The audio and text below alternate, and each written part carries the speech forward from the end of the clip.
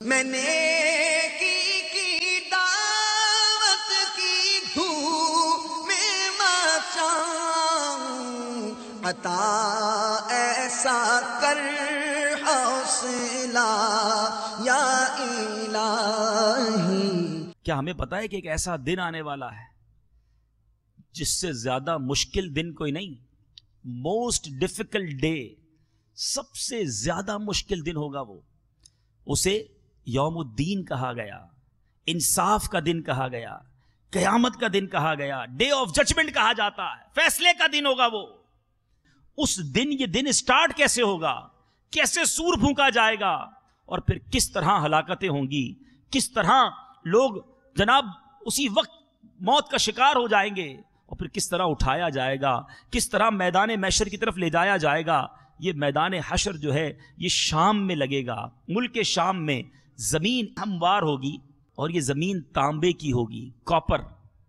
تھوڑا سا جو سائنس پڑھے ہوئے ہیں وہ جانتے ہوں گے کہ جو ہماری زمین ہے نا وہ پتھر مٹی کی ہے نا، یہ بھی جون جولائی میں گرم ہو، ڈامر والی زمین جو ہوتی ہے، ڈامر کے روڈ پر گرمی میں ننگے پیر تو سوچ بھی نہیں سکتے ہم، حالانکہ 40 ڈگری 42 ڈگری ٹیمپریچر ہوتا ہے، اور پھر بھی مٹی جو ہے وہ ایبزارب کے لحاظ سے، گرم ہونے کے لحاظ سے اتنی جلدی گرم نہیں ہوتی جتنا کاپر گرم ہوتا ہے۔ تانبا الیکٹرک وائر میں یوز ہوتا ہے، آپ نے دیکھا ہوگا، کیونکہ یہ بہت جلدی ہیٹ پاس کرتا ہے، یہ تو بالکل جس کو کہ سلگ جائے گا، اور یہ زمین پوری کی پوری تانبے کی ہوگی۔ سورج آج ایک تحقیق کے مطابق 9 لاکھ میل دور ہے، لاکھوں میل دور جو ہے وہ جو سورج ہے وہ ہم سے، جب وہ گرمی برساتا ہے تو نہیں دیکھا جاتا، اس وقت سورج 1.25 میل پر ہوگا۔ العطش، ہائے پیاس کی صدائیں بلند ہو رہی ہوں گی۔ اس دن میرے پیارے اسلامی بھائیوں ذرا سوچے تکلیف کا عالم کیا ہوگا۔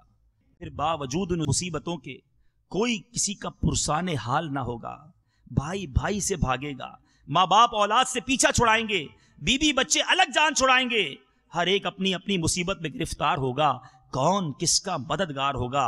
حضرت آدم علیہ نبینا علیہ الصلوۃ والسلام کو رب عز و جل حکم دے گا، اے آدم دوزخیوں کی جماعت الگ کر۔ عرض کریں گے کتنے میں سے کتنے؟ ارشاد ہوگا ہر 1000 سے 999، یعنی آؤٹ آف 1000 1000 میں سے 999 دوزخیوں کی لائن میں کر دیے جائیں گے۔ علماء کہتے ہیں یہ وہ وقت ہوگا کہ بچے مارے غم کے بوڑھے ہو جائیں گے، حمل والی کا حمل ساکت ہو جائے گا، لوگ ایسے دکھائی دیں گے جیسے نشے میں ہو، حالانکہ نشے میں نہ ہوں گے، لیکن اللہ کا عذاب بہت سخت ہے۔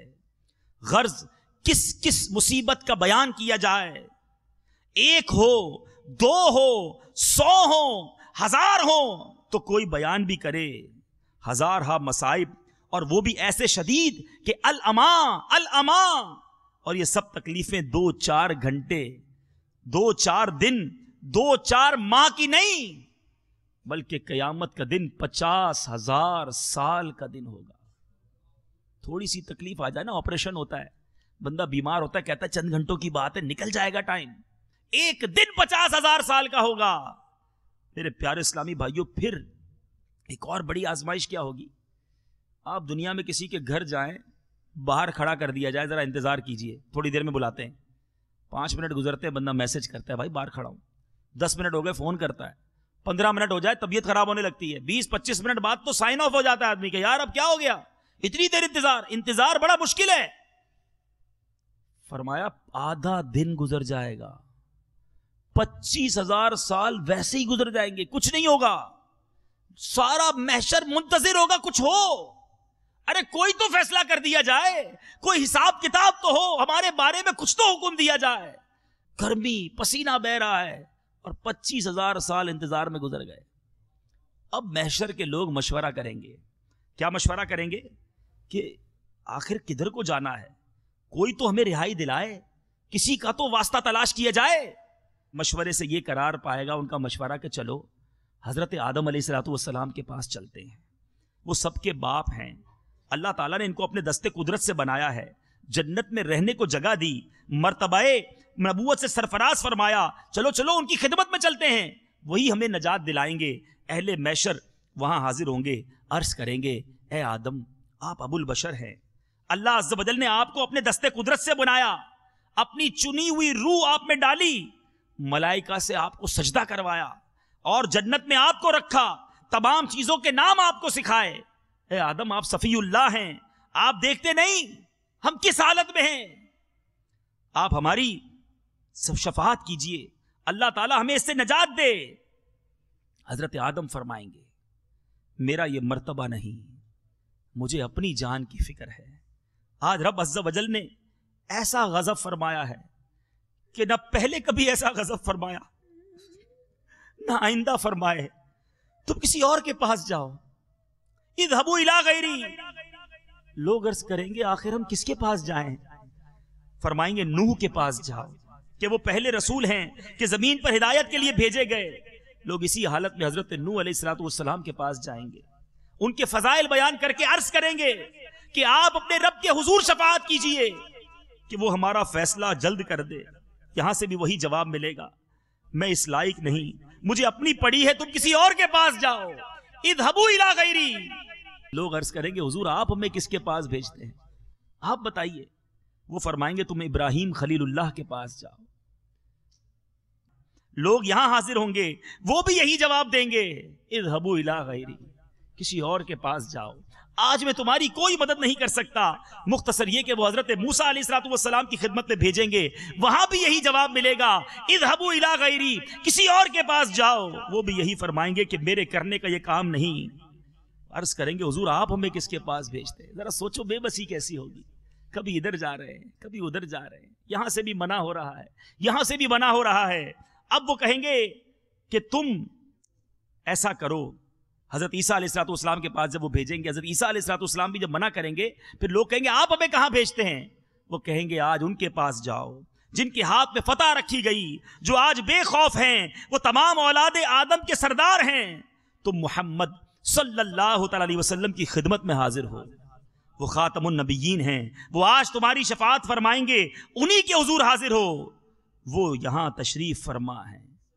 اب لوگ پھرتے پھراتے، ٹھوکرے کھاتے، روتے چلاتے، دہائی دیتے، حاضر بارگاہ بے کس پناہ ہو کر عرض کریں گے اے محمد صلی اللہ تعالی علیہ وسلم، اے اللہ کے نبی، حضور کے ہاتھ پر اللہ نے فتح باب رکھا ہے، آج حضور مطمئن ہیں۔ ان کے علاوہ اور بہت سے فضائل بیان کر کے عرض کریں گے حضور ملاحظہ تو فرمائے ہم کس مصیبت میں ہیں، آقا دیکھیں تو صحیح ہم کس حال کو پہنچے، حضور بارگاہ خداوندی میں ہماری شفاعت فرمائیں، ہم کو اس آفت سے نجات دلوائیں۔ ہر طرف سے سنتے سنتے آئے تھے اذهبوا الی غیری، کسی اور کے پاس جاؤ، آج میں تمہاری کوئی مدد نہیں کر سکتا مگر قربان میرے آقا کے۔ میرے آقا جواب میں ارشاد فرمائیں گے انا لہا، اے میرے غلاموں میں اسی کام کے لیے ہوں، انا صاحبکم، میں ہی وہ ہوں جسے تم تمام جگہ ڈھونڈ آئے ہو۔ میرے آقا کیسے شفاعت فرمائیں گے؟ علماء بڑی پیاری بات لکھتے ہیں کہ یہ لوگ یہاں وہاں گئے کیوں، یہ کیوں جائیں گے، یہ براہ راست بارگاہ رسالت میں کیوں نہ پہنچ جائیں گے؟ ہم ساری زندگی بیان سنتے رہے، قیامت کے دن ڈائریکٹ چلے جاتے نبی پاک کے پاس۔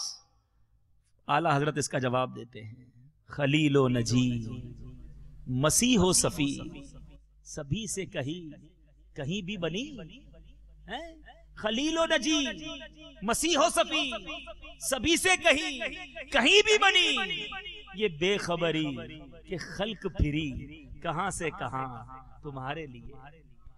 آقا یہ بے خبری کہ خلق پھری کہاں سے کہاں تمہارے لیے، کیوں کہ زمین و زمان تمہارے لیے، مکین و مکا تمہارے لیے، آقا چنین و چنا تمہارے لیے، بنے دو جہاں تمہارے لیے۔ یہ محشر کے دن جو گھومنا ہوگا نا، اس کی وجہ یہ ہوگی دکھائی جائے گی محشر میں شان محبوبی کہ آپ ہی کی خوشی آپ کا کہا ہوگا۔ یہ بتانا ہوگا زمانے کو کہ دیکھو آج کس کی چلنی ہے، آج کس کی رسائی ہے، آج کس کی سنی جائے گی۔ امام اہل سنت لکھتے ہیں نا، سنتے ہیں کہ محشر میں صرف ان کی رسائی ہے، گر ان کی رسائی ہے لو جب تو بنائی ہے۔ ایک اور شاعر بڑا پیارا شعر لکھتے ہیں، فقط اتنا سبب ہے انعقاد بزم محشر، اونلی ون ریزن، یہ جو بزم محشر سجائی جائے گی نا، اس کو سجانے کا ایک ہی مقصد ہے، فقط اتنا سبب ہے انعقاد بزم محشر کا، آقا تمہاری شان محبوبی دکھائی جانے والی ہے، دکھانا ہے، بتانا ہے کہ یہ میرا محبوب ہے، آج ان کی سنی جائے گی۔ میں نے کی دعوت کی دھوم میں مچاؤں، عطا ایسا کر حوصلہ یا الہی